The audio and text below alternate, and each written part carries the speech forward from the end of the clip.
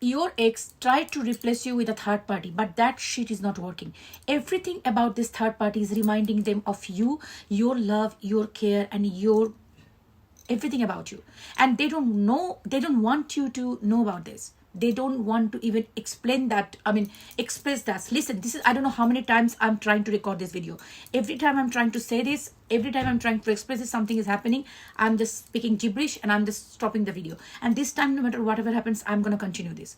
They don't want you to know that this person is literally struggling. They thought the third party will replace you. They will be happy. They will be doing jingalala. At least maybe in the beginning it was like that. Obviously, beginning everything is beautiful. But later on, when the things become deeper and they're talking more and more with the third party, everything they are doing, they are comparing in their mind with you, your commitment, your love, your care, your nurturing things. Now the third party is third party. They are never can be like you, no matter they are bad or good. I'm not saying anything about the third party, but whatever is happening to this person, more the third party trying to come close to this person is freaking out. That actually reminding them the feeling, because when the things they're coming close to you, they're thinking constantly, they're thinking about the time when you used to come so close to this person, and now they're freaking out, and they just started like, as if like seeing the third party as why I'm doing this. And this is actually reminding them deeply about you, and they are feeling like, what did I do, the big mistake I have done. So I was called to do these cards, like which was at the what do you call this, oracle cards. But now I have called to do this, my basic tarot deck. This is my first tarot deck that I have ever bought, and this is the one I normally use for my private readings in the beginning, because they are the basic ones, they speak to me. So I was called to do a reading with this card. So let us see what coming up, what is going on in this person's life. Because I feel like that with the third party, they thought that things gonna be okay, things gonna be good, but it's not going good. Yeah, they thought the third party will their wish fulfillment, but this actually, I think this is all about their pride and ego, validation. This person was thinking like this is all about validating the pride and ego, but it has changed. This is the person now missing you. But fall on the ground. Yeah, I think this is an impulsive pull towards you. This is a very strong impulsive pull towards you. I think this third party's love or third party's situation is reminding them of you, how emotionally fulfilling you were in their life, how beautiful the connection used to be. So that's a massive change in their life. I think this third party was sent as a karma to this person's life. It's like this is a very specific reading for the group of people where your ex is doing romantic third party, or be trying to have some romantic person. If it is your mother, father, donkey, monkey work, this is not a specific reading for the people. This is very specifically where your ex tried to do some kind of third party. It can be, they don't have to be like it can be online, coming with a page of shirts. It's like it can be online. So I believe like this is somebody where this person tried to talk to the third party. Listen, here I'm not saying the third party bad or good, I'm not getting the vibe. The problem here is like your ex is not being able to accept this third party in their life, because in the beginning they thought that things gonna be very good. Now what is happening to this person, suddenly it feels like by the way, some people will comment nice sari. This is not a sari, this is a shawl, Banarasi shawl. If you're visiting India, you must visit Varanasi. That's a place of spiritual awakening. If you go there, your life will change. It is never going to be the same. So yeah, that's from there. Beautiful, isn't it? Yeah. So listen, let's go back to this one. It was a sudden change. It's a sudden change that hit them. I feel like when the third party is coming close to this person, the third party's intention, I don't feel bad here. This particular third party is truly invested in your ex. Now, when this person been trying to close to this person, your ex is typically a very avoidant person, very immature, emotionally immature person, coming as pages, 2 pages here. Okay. Now the pages normally are the people who are not emotionally very mature. So what they do, they come to the relationship, they come close, but when it comes to give you commitment and things like that, they run away from this. So I believe this is what this person did to you, and you've been holding on to this connection for a long, long time. But there was a time when you could not take this anymore and you walked away. And that is the time this third party, they tried to check with the third party. They just went to the third party. But I believe that they started seeing like, again, I'm getting into that kind of relationship where I need to be emotionally vulnerable. And I believe, again, I'm saying that I'm not feeling this third party is a bad one. But I feel like when this person tried to pull back from this third party, the third party didn't take it the way you did it. The third party had their own boundary set. So I believe the third party, when this person was doing hot and cold, because this is coming as a page, of course this person is hot and cold. I think they initially thought that it is going to be very beautiful, things like that. With the cards that's coming up, I feel like they thought this is my wish fulfillment, I'll be fine. But right now what this person is seeing, like feeling emotionally overwhelmed, because this third party is not exactly what you did. Of course they are different human beings, everybody has their own things. They didn't take this like hot and cold behavior of your ex very nicely. So they stood up with their boundary, which is good. And now this person is feeling very impulsive, like no. So what I thought that grass will be greener on the other side, it's not happening. And nobody's going to take this bullshit that I used to do. So I need to work on myself. This is a challenging moment for you. I think this is a challenging and very crossroad moment for your ex. Okay. Either this person has to keep doing this nonsense to other people, because this third party is not going to take this bullshit. This third party is not going to take any bullshit. So either they need to change, do the inner work, or keep doing this nonsense to other people, or come back to you to pull you back to that same nonsense. Because I feel like this person is feeling very emotional about you right now. Okay, their energy towards you is extremely emotional. They want to come back to you and want a new beginning with you. But is it like a very committed relationship? It's very difficult to say, because I do not see the person doing the inner work. I feel like this person is more like coming from the place of emotion and winning this thing, because they cannot lose to anybody. And I believe this third party, because they are standing with their power, is making them feel like, no, I'm not going to take this shit. So this is actually a ego bruise for this person. So they are not kind of a person who can take this. So this will be a moment of push for this person to come towards you. And I see like this is going to happen very soon, because I feel like a very impulsive energy around. A part of them definitely thinking, and as I said, it's a crossroad moments, but I believe that this is going to lead this person to come back to you, but not for the right moment. I think with the page of swords here coming up, the underneath the two of wands also. So I believe that this person is 2-2 here. I feel like this person is watching on you right now and trying to see that if they come back to you and tell you some soft story, are you going to take them back or not? Because this is somebody who doesn't want to fail, who doesn't want to be rejected. And this person feeling rejected by the third party. So when you walked away from this connection, or they walked away from you, and there was no chasing from your side, this person was like, okay, I don't care, I'll be fine with third party. There will be many people. If I can be in a relationship with this one, I can have many more.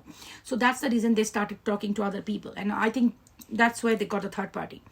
But the problem is, right now, this is another moment. This is a karma facing the wheel coming up. That the karma facing the mirror, holding the mirror in front of them, telling them like, what do you want? Do you want to continue doing this nonsense, or be in the shit show, or you do the inner work and heal and come as a better version of yourself? Then choose where to go. But I think this is somebody who wants to take shortcut, who doesn't want to do the inner work, because inner work is scary. So I believe this person is trying to decide to come back to you. So you might soon receive a message, like a very light-hearted message, not a very serious thing, not a very committed thing. But here comes the question. The question is it good for you? Because see, people come to listen to tarot reading whether the ex is coming back or not. Ex coming back is not the problem. Ex has come back 1,000 million times. Okay, some of them don't. Good news. But if they don't come back to you, you should be thinking that it is a blessing anyways, because you mean nothing to this person and they can live without you. So that's fine. Leave them. But the people who come back, they don't always come back for a right reason. This is the one which is not coming back for the right reason. This person is coming back because they've been rejected by the third party because of their nonsense behavior. I appreciate and would respect the third party who stood up for themselves. But the point comes, will you stand up for yourself, or you accept this rejected piece of shit? Because this is somebody, there is a very cliche saying, if you love something, let it go, and if it comes back, it is yours. If it doesn't, it never was.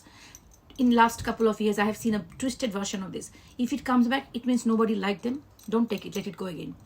So the fact is, this is exactly the situation here. This person tried the third party. They've been rejected by the third party for their bullshit. And now they're realizing that you are the only one who can take this shit. So they're going to come back to you. But is it permanent? No. This just going to keep you as a placeholder as long there is another person they find out, at least for another round of nonsense. Maybe after that they will come back again.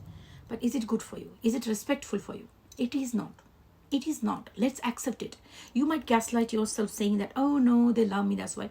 They feel so secure with me. They feel so, seen, validated by me. Fuck that shit. That's nonsense. You're gaslighting yourself. Basically, you can't get out of this trauma bond, and you are trailing some excuses to yourself so that you can keep doing this nonsense loop again and again. Okay? So you're suffering from doormat syndrome, honey. It might hit you hard, but it is what it is. Okay? So, yes, what you need to tell yourself, the truth.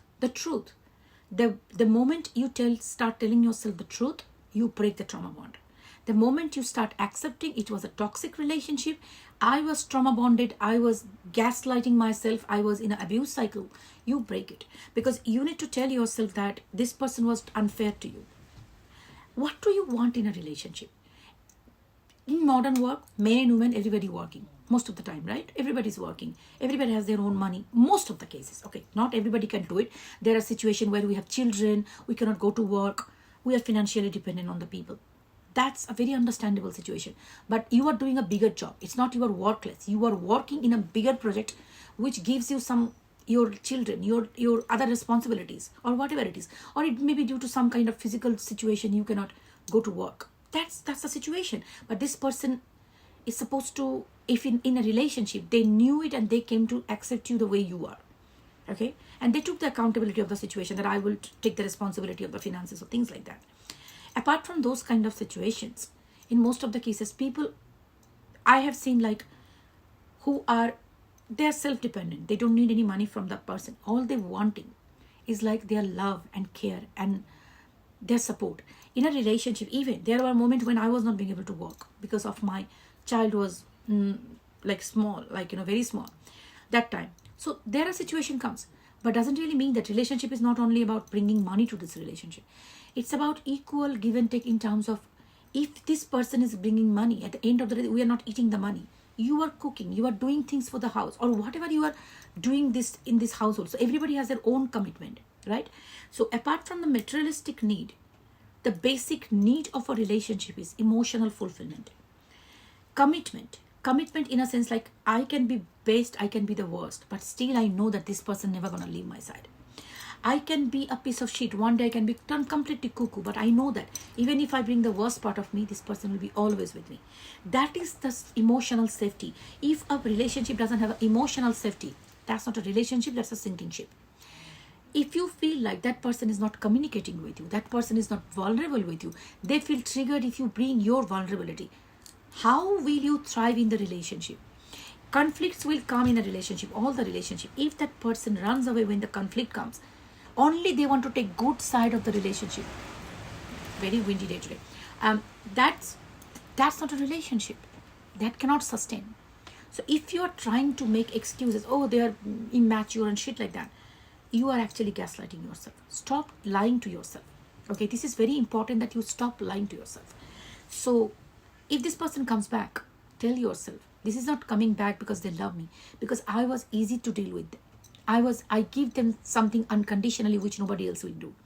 I take their bullshit. I do not stand up for myself. I take their abuses. That's why they're coming back to me. It's not the love that is making this return. So after saying all those things, see how your body and your mind respond. Should you take them back or not? It might sound very harsh, sweetheart, but this is something that you need to face to break this trauma bond. Because trauma bond is not good. It's not good. Not for your mental health, for your spirituality, for your body, mind, for nothing. Okay? So if you're stuck in the trauma bond, you are doing the ultimate torture to yourself. Get out of this. Okay? Tell yourself the truth. Telling yourself the truth is the first step of breaking trauma bond. Okay? And if you see me on TikTok, do not interact with anyone over there, because I will never message you. No legit tarot reader will ever message you first. And only way you book a reading with me to email me at divinemothersguidance@gmail.com. Misspelling will lead to scammers. So go to my YouTube channel. I should put it here in the TikTok. Or if you're seeing me on my YouTube channel for the first time, please subscribe to my channel and get the email address from the description box and send me an email. We'll talk. Take care. And also, if you're sending me an email, keep an eye on the junk mail folder.